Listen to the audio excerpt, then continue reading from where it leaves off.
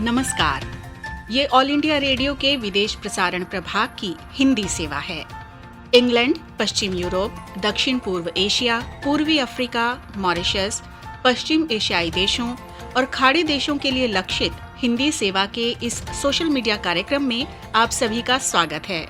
पेश है ESD news magazine.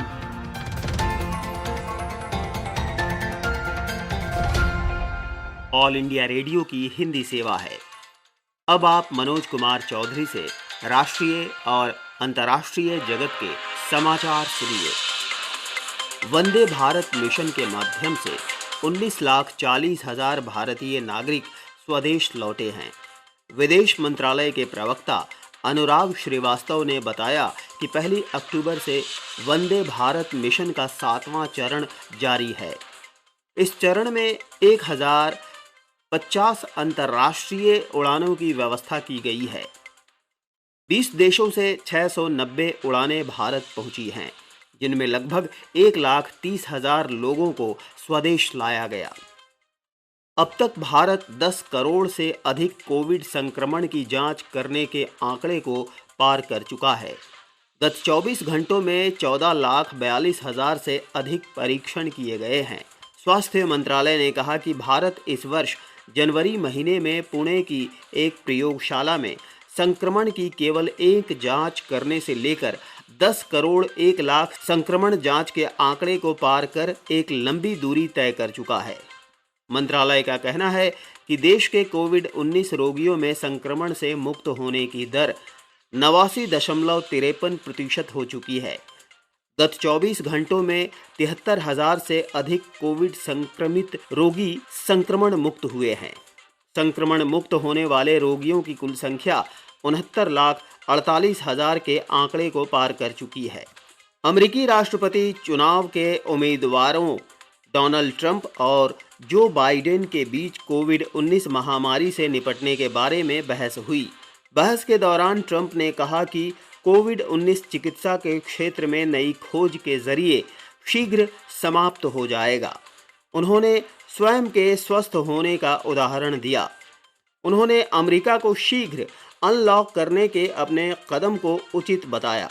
उन्होंने कहा कि अमेरिका के पास वैक्सीन है जो तैयार हो चुका है और कुछ हफ्ते में इसकी घोषणा कर दी जाएगी। बाइडेन ने राष्ट्रपति ट्रंप की आलोचना करते हुए कहा कि उनके पास कोरोना वायरस से होने वाली मौतों को रोकने की कोई योजना नहीं है। बाइडेन ने कहा कि ऐसा व्यक्ति जो इतनी अधिक संख्या में मौतों के लिए जिम्मेदार हों, अमेरिका का राष्ट्रपति नहीं होना चाहिए। 3 नवंबर को होने वाले चुनावों के पहले राष्ट्रपति पद के दोनों उम्मीदवारों के बीच ये दूसरी और अंतिम बहस थी। फ्रांस के प्रधानमंत्री जॉन कास्टिक्स ने गत सप्ताह पेरिस तथा 8 अन्य शहरों में कर्फ्यू की घोषणा की, जिसका विस्तार और 38 क्षेत्रों तक किया जाएगा। इस कर्फ्यू के कारण देश की 67 मिलियन की जनसंख्या में से 46 मिलियन लोग रात 9 बजे से सुबह 6 बजे तक अपने अपने घरों के भीतर रहेंगे। एक संवाददाता सम्मेलन में कास्टिक्स ने कहा कि फ्रांस तथा यूरोप में अब कोरोना वायरस महामारी की एक दूसरी लहर चल रही है। स्थिति बहुत गंभीर है। इन उपायों की घोषणा के तुरंत बाद फ्रांस के स्वास्थ्य अधिकारियों ने रिकॉर्ड 41,622 नए पुष्ट मामलों की सूचना दी, जिससे यहां संक्रमितों की कुल संख्या 9,99,043 हो गई है। स्पेन यूरोप का ऐसा पहला देश बन गया है जहां संक्रमितों की कुल संख्या 1 करोड़ के आंकड़े को पार कर गई है। स्वास्थ्य मंत्री साल्वाडोर इला ने कहा कि बहुत से क्षेत्रों में महामारी अब अनियंत्रित है। क्षेत्रीय अधिकारियों ने कर्फ्यू लगाने का विचार किया, लेकिन निर्णय न लिए जाने के कारण इस मुद्दे को छोड़ दिया गया। मार्च और अप्रैल महीने के कड़े लॉकडाउन के बाद इस महामारी पर नियंत्रण के उपायों में यूरोप अच्छी स्थिति में जान पड़ता था, लेकिन हाल के हफ्तों में संक्रमण में हुई बढ़ोतरी ने इस महाद्वीप को संकट में डाल दिया है। भारत ने कहा है कि पाकिस्तान के सैनिक अकारण संघर्ष विराम उल्लंघन कर रहे हैं तथा ये उल्लंघन प्रायः नियंत्रण रेखा के पार आतंकियों को घुसपैठ कराने के लिए असैन्य क्षेत्रों में हो रहे हैं। बृहस्पतिवार शाम को वर्चुअल माध्यम से विदेश मंत्रालय के वक्ता अनुराग श्रीवास्तव ने इसे स्पष्ट रूप से दोनों पक्षों के बीच हुए संघर्ष विराम से संबंधित समझौते का उल्लंघन कहा है। अमेरिकी स्टेट डिपार्टमेंट ने विदेशी मिशनों के रूप में चीन आधारित 6 मीडिया कंपनियों के अमेरिकी अभियानों को निर्दिष्ट किया है। ये आदेश इकाई ग्लोबल, चिएफांग डेली, शिनमिन इवनिंग न्यूज़, चीन प्रेस के सामाजिक विज्ञान, पेइचिंग रिव्यू और अमेरिका की इकोनॉमिक डेली के संचालनों को प्रतिबंधित करता है। लेकिन ये आदेश अमेरिका में प्रकाशित होने वाले समाचारों को प्रभावित नहीं करता है। अमेरिकी स्टेट डिपार्टमेंट ने ताइवान को लगभग 1.8 बिलियन अमेरिकी डॉलर की कीमत की शस्त्र प्रणाली की बिक्री को अनुमोदित किया है। पेंटागन ने कहा है कि इस सौदे में रॉकेट लॉन्चर, सेंसर तथा आर्टिलरी समेत 3 शस्त्र प्रणाली शामिल हैं। ताइवान ने इस निर्णय का स्वागत किया है तथा कहा कि ये हथियार शत्रु के खतरों तथा नए हालातों से निपटने में इसकी रक्षात्मक क्षमता को दुरुस्त करने में सहायक होंगे। इसने कहा कि ताइवान चीन के साथ हथियारों की रेस में शामिल होने की आशा नहीं कर रहा है। अमेरिकी मुखबिर एडवर्ड स्नोडेन के वकील ने बृहस्पतिवार को कहा कि रूस ने एडवर्ड स्नोडेन को स्थायी नागरिक का अधिकार देने की मंजूरी दे दी है। अगर वे स्थायी रूप से रूसी नागरिकता लेना चाहते हैं तो वे इस दिशा में आगे बढ़ सकते हैं। 2013 में गुप्त फाइलों को प्रकट कर देने के बाद 37 वर्षीय स्नोडेन अमेरिका छोड़कर भाग गए और रूस में उन्हें शरण मिली। ध्यातव्य है कि अमेरिकी राष्ट्रीय सुरक्षा एजेंसी द्वारा चलाए गए विशाल घरेलू तथा अंतर्राष्ट्रीय निगरानी अभियानों से जुड़े दस्तावेजों को उन्होंने प्रकट किया था, जहां वे एक ठेकेदार थे। 2013 में जासूसी करने के अभियोग पर एक आपराधिक जांच का सामना करने के लिए अमेरिकी अधिकारी वर्षों से उन्हें अमेरिका लौटने को कह रहे थे। राइटर ने कहा है कि उनके रूसी वकील एनातोली कुचेरना का कहना है कि रूस में उनकी निवास की अनुमति समाप्त हो रही है तथा हमने इसे बढ़ाने को कहा है। विदेश मंत्री डॉक्टर एस जयशंकर ने कल मोरक्को किंगडम के मोरक्को के प्रवासियों तथा अफ्रीकी सहयोग के विदेश मंत्री श्री नासेर बोरिटा के साथ एक वर्चुअल बैठक की। दोनों पक्ष ने सहमति जताई कि तीसरे भारत अफ्रीका मंच शिखर सम्मेलन के लिए अक्टूबर 2015 में मोरक्को के किंग हिज मैजेस्टी मोहम्मद छठवें की ऐतिहासिक यात्रा के बाद द्विपक्षीय संबंधों में अधिक प्रगाढ़ता तथा मार्मिकता आई है। आईटी, शिक्षा, संस्कृति, कृषि, परस्पर कानूनी सहयोग, प्रत्यर्पण आदि जैसे कई क्षेत्रों में 40 से अधिक सहमति पत्रों तथा समझौतों के समापन और 23 से अधिक दो तरफा मंत्री स्तरीय यात्राएं हुई है। तब से द्विपक्षीय संबंधों को एक नई ऊंचाई पर ले जाने की दोनों पक्षों की उत्कट इच्छा रही है। यूरोपीय संसद के सदस्यों ने पाकिस्तान में लगातार हो रही आतंकी गतिविधियों पर लगाम कसने के लिए फ्रांस तथा ईयू को इस पर प्रतिबंध लगाने को प्रेरित किया है। ईयू के सदस्य रेज़ार्ड जेमेकी, फुल्वियो मार्ताशेलो तथा जियाना गार्सिया ने एक पत्र के माध्यम से फ्रांसीसी सरकार तथा यूरोपीय संघ से ये मांग की है। ये प्रस्ताव जम्मू तथा कश्मीर पर पाकिस्तान के आक्रमण की 73वीं वर्षगांठ के अवसर के पहले आया है। इस पत्र में संसद के सदस्यों ने कहा कि पाकिस्तान की उत्पत्ति के बाद इसने विश्व पर अनकही भयावहता थोपी है। आईपीएल क्रिकेट में सनराइजर्स हैदराबाद ने राजस्थान रॉयल्स को 8 विकेट से हराकर प्ले ऑफ में पहुंचने की अपनी उम्मीदें बरकरार रखी है। कल दुबई में राजस्थान रॉयल्स ने पहले बल्लेबाजी करते हुए निर्धारित 20 ओवर में 6 विकेट पर 154 रन बनाए। जवाब में हैदराबाद ने 11 गेंद शेष रहते हुए जीत का लक्ष्य हासिल कर लिया। शारजा में आज चेन्नई सुपर किंग्स का मुकाबला मुंबई इंडियंस से होगा। इसके साथ ही ये समाचार बुलेटिन अब समाप्त होता है। नमस्कार।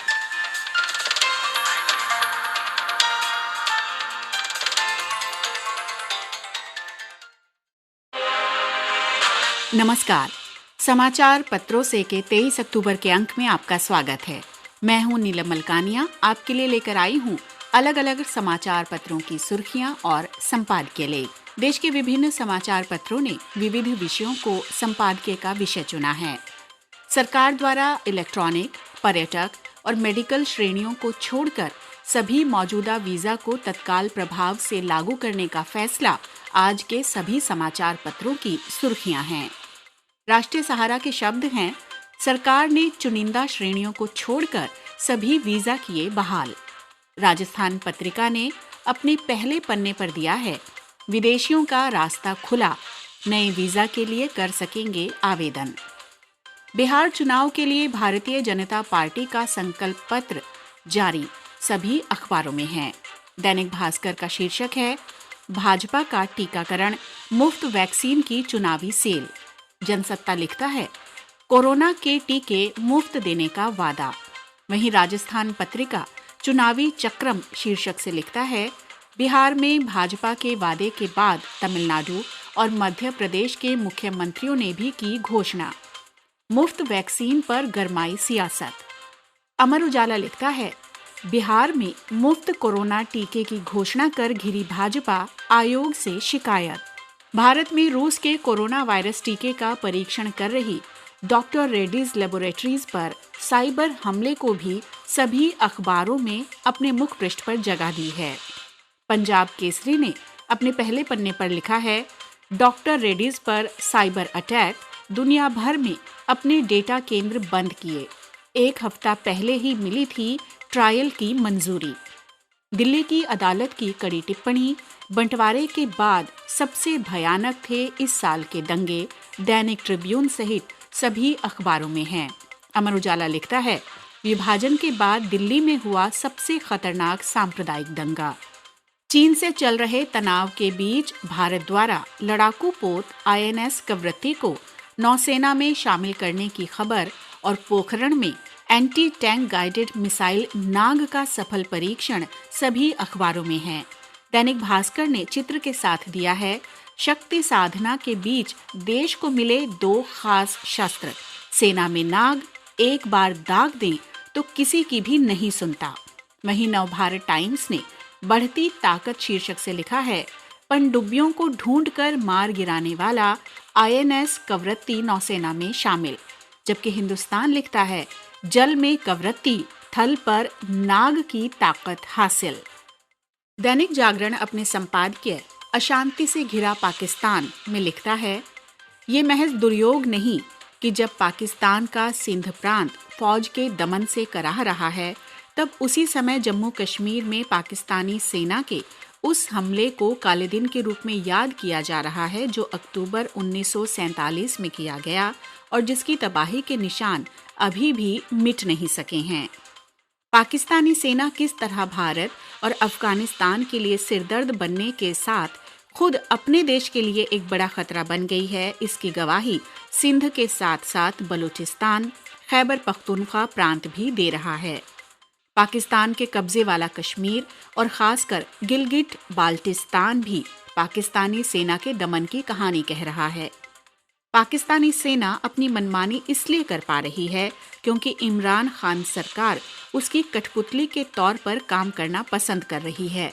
वो पाकिस्तानी जनरलों की रबर स्टैंप से ज्यादा कुछ नहीं रह गई है। इसे बयान कर रहे हैं सिंध के विस्फोटक हालात।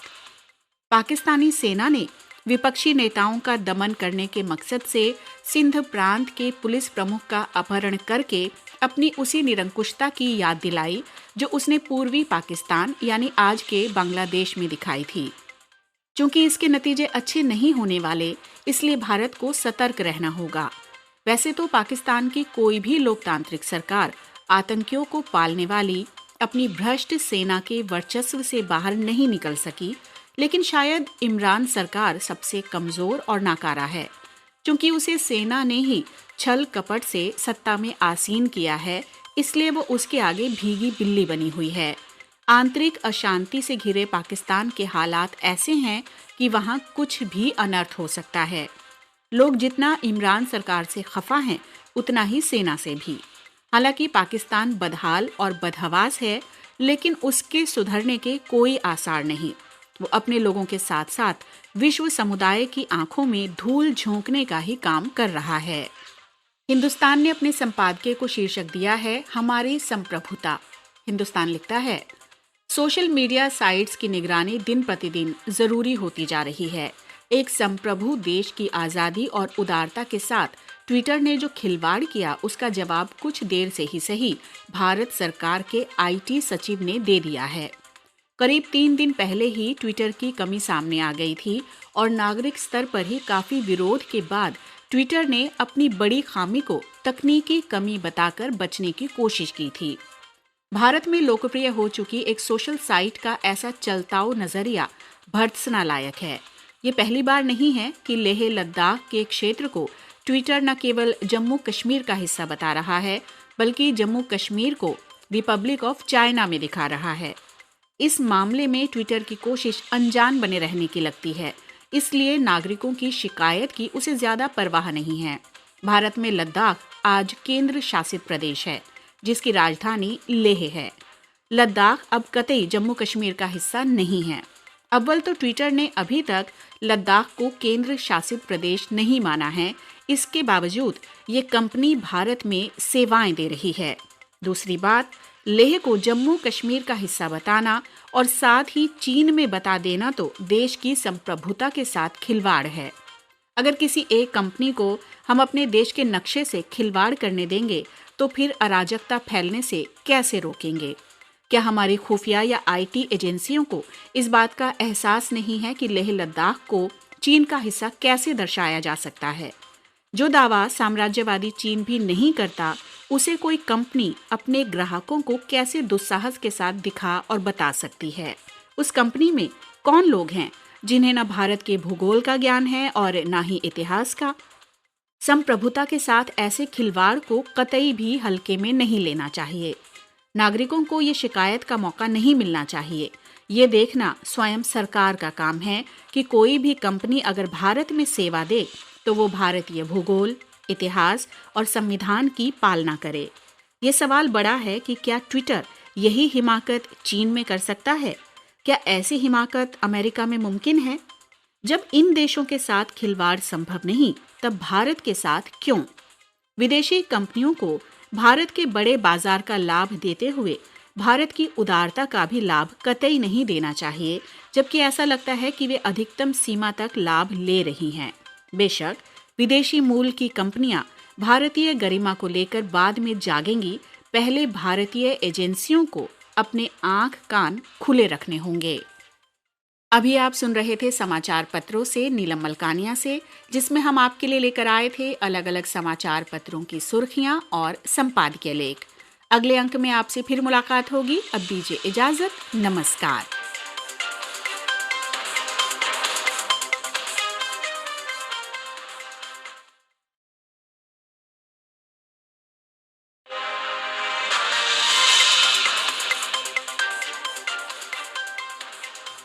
ऑल इंडिया रेडियो की हिंदी सेवा से लीजिए अब सुनिए सामयिक वार्ता।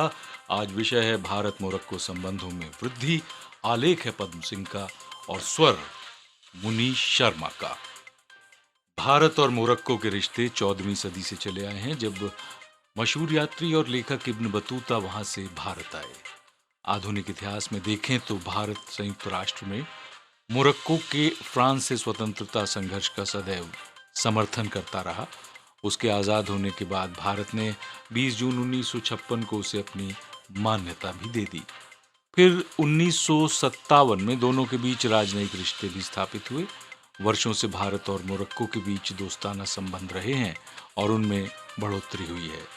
भारत के उपराष्ट्रपति डॉक्टर जाकिर हुसैन 1967 में मोरक्को गए थे।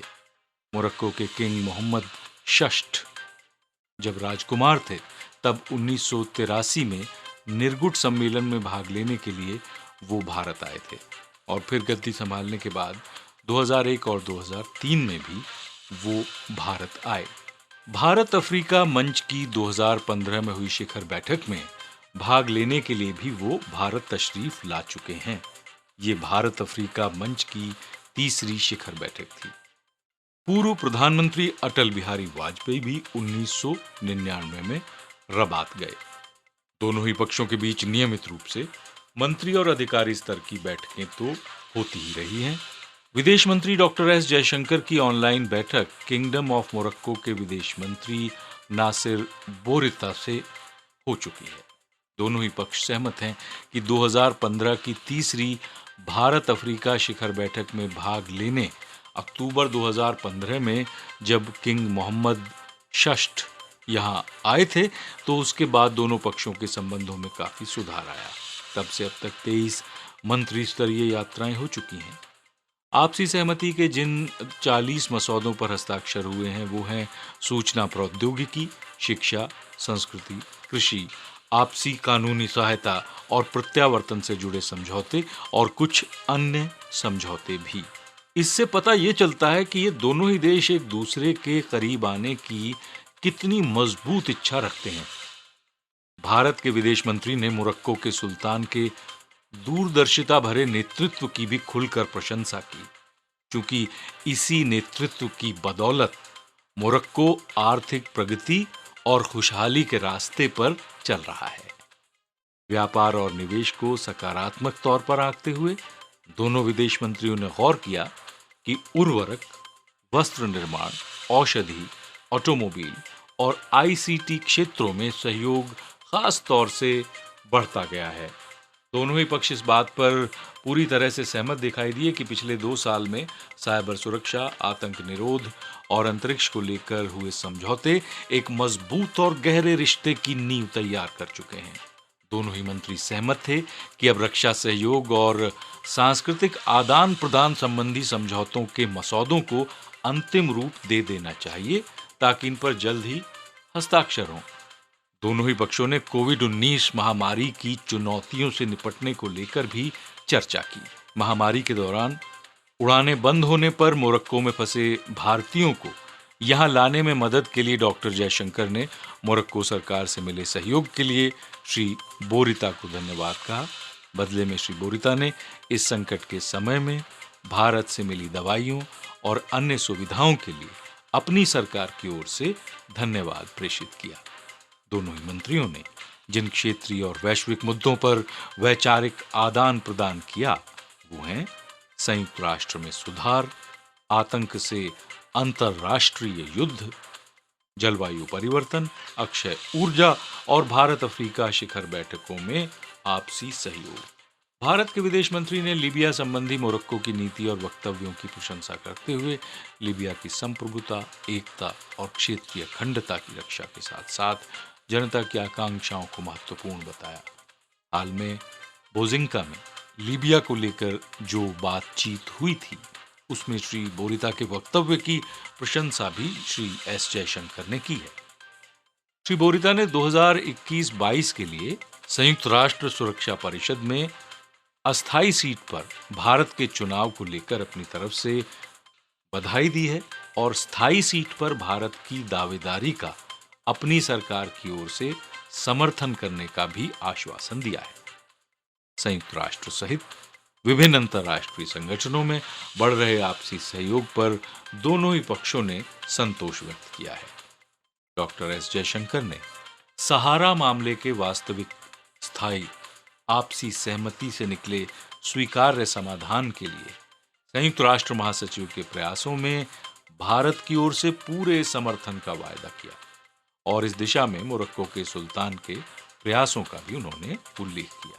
भारत के विदेश मंत्री ने श्री बोरिता को स्थिति सामान्य होने पर भारत आने का न्योता भी दिया और इसे मोरक्को के विदेश मंत्री ने खुशी खुशी स्वीकार भी कर लिया है। तो ये थी आज की सामयिक वार्ता। सुनते रहिए ऑल इंडिया रेडियो की हिंदी सेवा। ये था ऑल इंडिया रेडियो के विदेश प्रसारण प्रभाग की हिंदी सेवा का YouTube कार्यक्रम। ESD न्यूज मैगजीन का अगला अंक लेकर हम फिर हाजिर होंगे। अब दीजिए इजाजत। नमस्कार।